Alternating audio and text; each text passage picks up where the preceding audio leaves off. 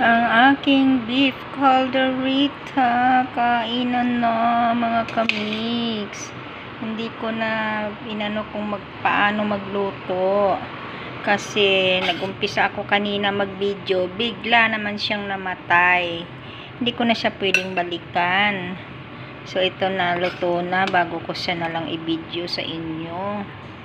Paano naman kasi ang cellphone ko naghihingalo na.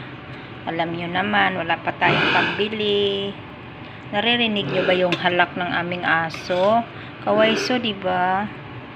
Kawaiso. Kawaiso is Japanese language. Ang kawaiso is kawawa.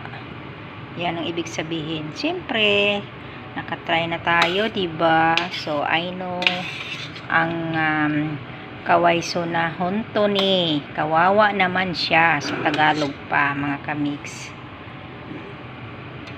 So, kain na. Ready to serve na, mga kamiks, ang aking beef calderita with cheese.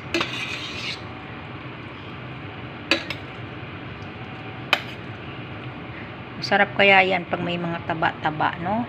Ang lambot ng aking beef. Siyempre, hindi ka maging malambot sa 2 oras kung pinalambot sa aking pressure cooker. Lagyan natin ng sabaw para naman malinamnam ang ating yan. Siyempre naman, may cheese yan, kaya malapot, may rino. May rino yan. Complete ricado at salaywa.